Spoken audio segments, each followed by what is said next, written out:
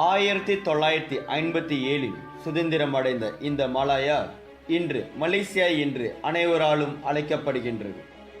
பொருளாதாரமும் நவீனமும் அதனோடு வாழ்வாதாரமும் உயர்ந்து கொண்டே இருக்கின்றது.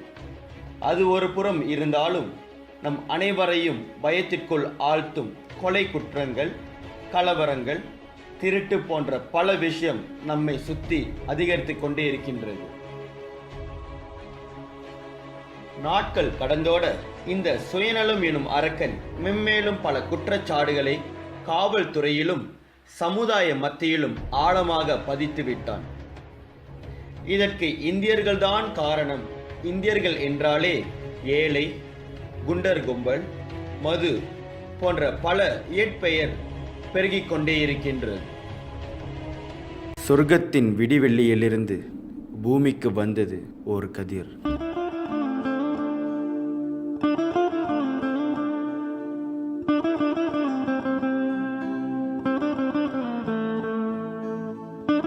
அந்திரத்தில் நீர் போர்த்து அலர்ந்தெடுத்த தாமரை போல் மைந்தன் அவதரித்தார்.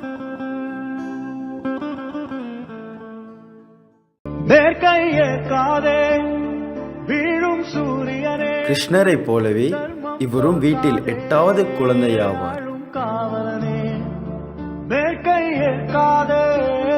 வீழும் சூரியனே, தர்மம் தோற்காதே, ஆளும் காவலனே, கசிந்திடும் கண்ணீரை மலாக்கா ஸ்ரீ ராமகிருஷ்ணா ஆசிரமத்தின் ஸ்தாபகராகிய சுவாமி ஸ்ரீல ஸ்ரீ பரமஹம்சதாசரின் அன்பான சீடனாவார் இவர்.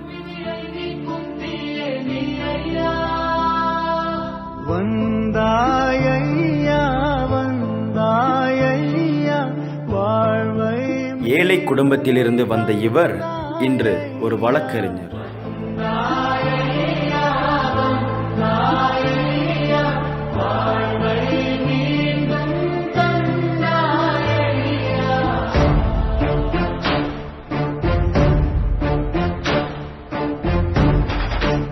கடந்த 30 ஆண்டுகளாக சமுதாய சேவையில் சரித்திரம் படைத்தவர் இவர்.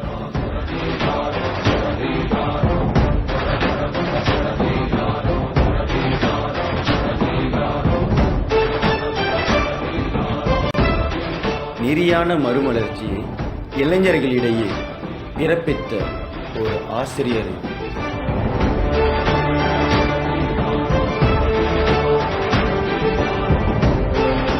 இன்று பலர் நெஞ்சத்தில் குடியிருக்கும் ஒரு அன்பான காதலன் இவர். சேய்க்கு தாயாக, அன்பின் உருவமாக, கருணையின் கடலாக, பாசத்தின் சின்னமாக, குருவின் உருவாக நம் வாழ்வில் நம்மை காக்கின்றது.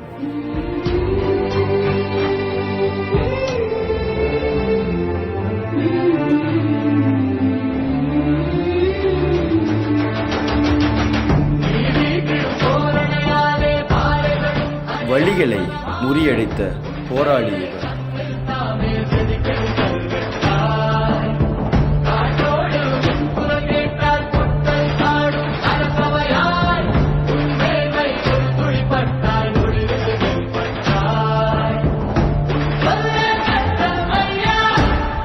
அகில நாயகி, நமது மகாராணி, இளவரசர் இவர்.